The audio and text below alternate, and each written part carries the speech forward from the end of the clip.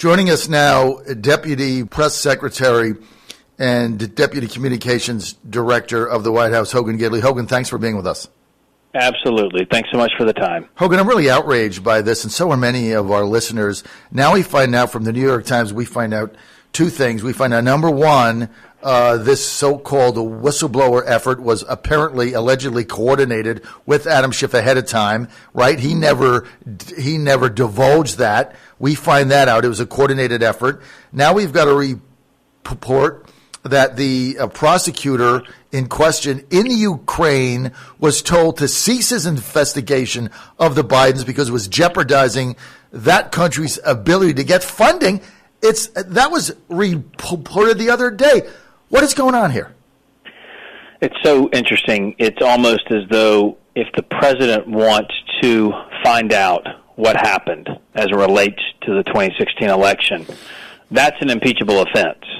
But if the Democrats and the media work to find out in the 2016 election if Donald Trump is the target, then it's righteous, it's virtuous to try and figure that out. This Biden situation is very, very interesting. You heard what the president said yesterday, that they're stone cold crooked. I think there are a lot of questions out there, and of course the New York Times bombshell yesterday also goes to push back on Adam Schiff's lie from September 17th when he said we don't know anything about this whistleblower. We've never heard anything about it. That's obviously not true. But let's go into Schiff for a moment if we can. This person lied about collusion, a Russian witch hunt hoax without evidence. He lied when he read a transcript passing off his own words as the words of the president for all of America and all of Congress to see. And now we catch him in another lie about a whistleblower.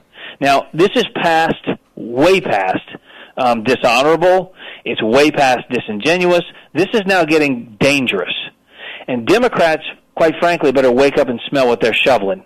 Because time and time again, this president has gone to the mat for the American people, whether it be taxes, cutting deregulation, growing jobs, rising all the boats, moving embassies, defeating ISIS, rebuilding the military. Democrats aren't doing any of this, and what they're not talking about are gun conversations, infrastructure, health care fixes, drug price reduction, USMCA that would fix the problems facing our farmers and ranchers.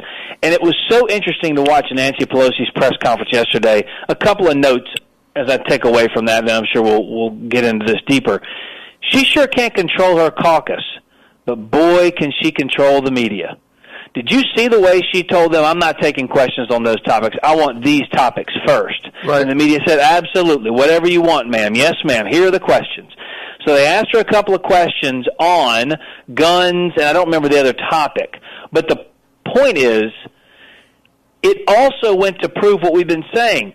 She said, let's just get through these other topics that matter to the American people so I can pay more lip service to the American people, so I can pay more lip service to American communities that need safe infrastructure and need a conversation on guns and health care. Let me just pay lip service to that. Then we'll spend the next 95% of this press conference talking about what we want to talk about, what the American people don't care about, which is never create a single job, which is impeachment of a president with no evidence and no crime to speak of.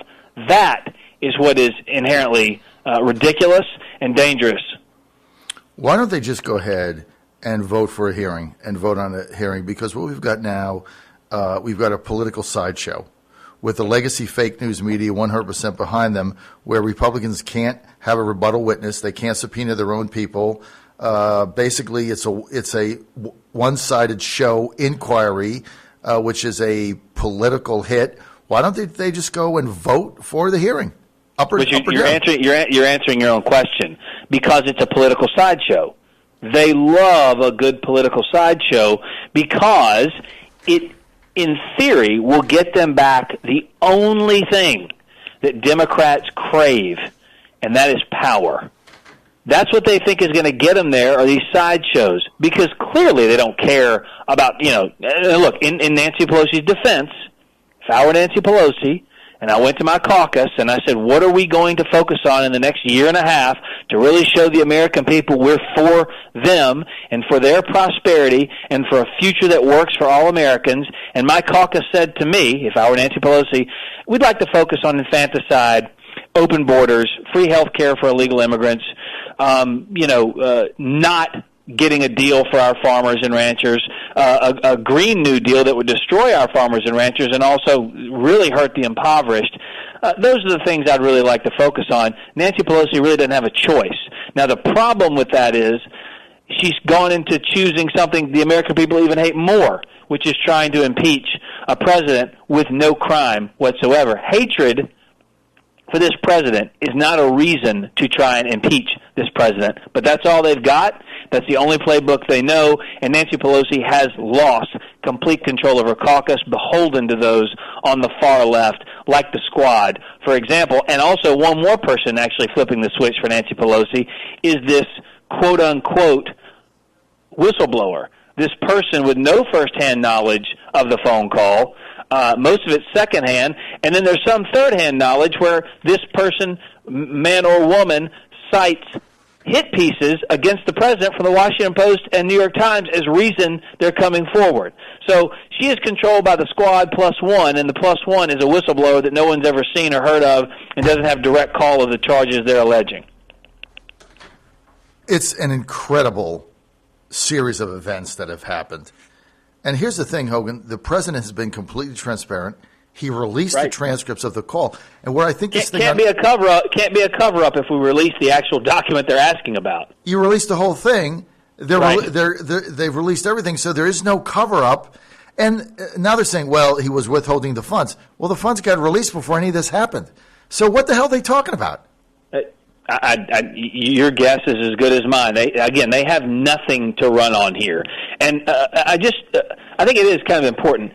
They spent 2.5 years investigating Donald Trump for foreign interference, okay, in an election.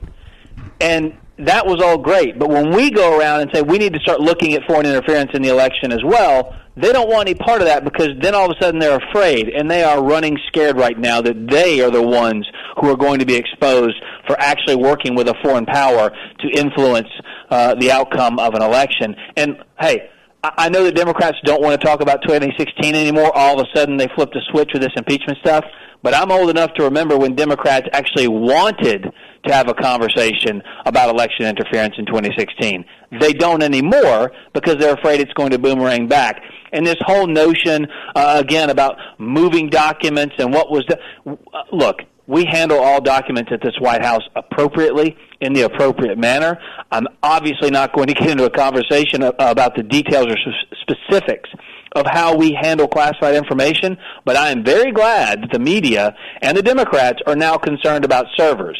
That would have been helpful 3 years ago when Hillary Clinton was sticking one down in her basement at her house in an illegal fashion. So these are the types of things that are quite frustrating. And one other point I'd like to make, just because Joe Biden is running for president doesn't mean he can't be investigated for corruption.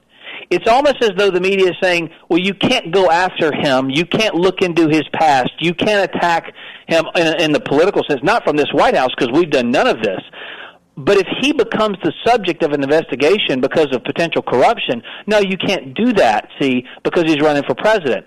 If that's the rule, I think that's a new rule because that sure didn't apply to Donald Trump. Because when he decided to run for president, they went after him for 3+ years with no evidence and no proof and made up all types of lies about him, where in this instance, we literally have a vice president of the United States sitting there with his chest puffed out, bragging about the fact that he would not release money to a government until they did exactly what they wanted him to do.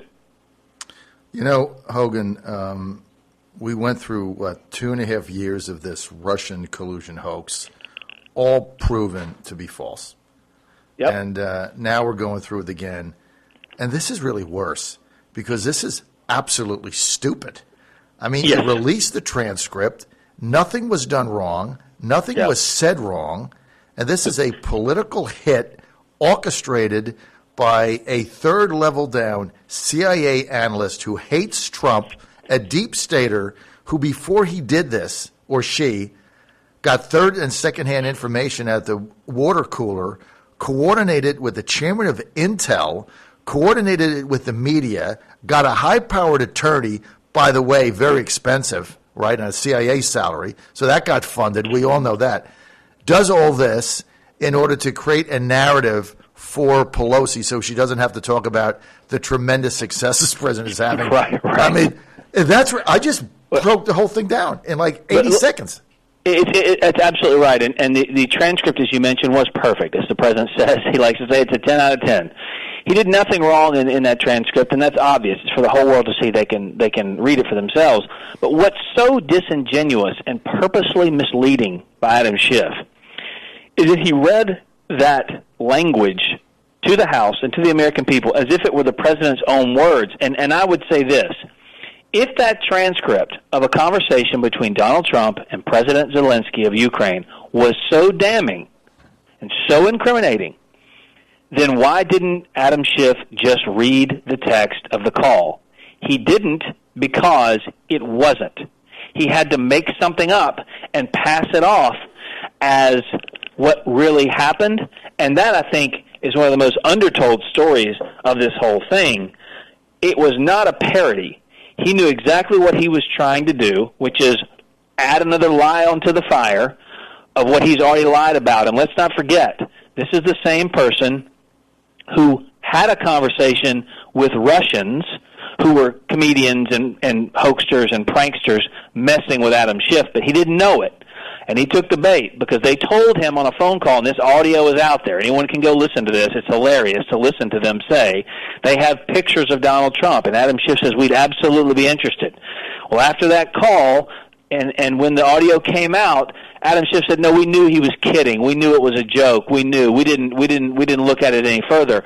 The problem with that is that's not true. Again, another lie, because his staff followed up, and they admitted it. They followed up to try and find out what these pictures were. So this whole thing is falling in on itself before it's even built up. Unbelievable.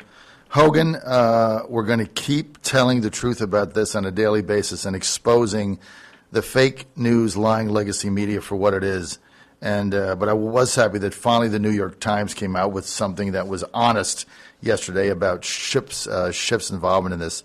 Hogan, we're out of time. Even a blind squirrel, you know. Hogan Gidley, we're out of time. Thanks for being with us. Hogan Gidley, Deputy Thank you. Press Secretary, White House.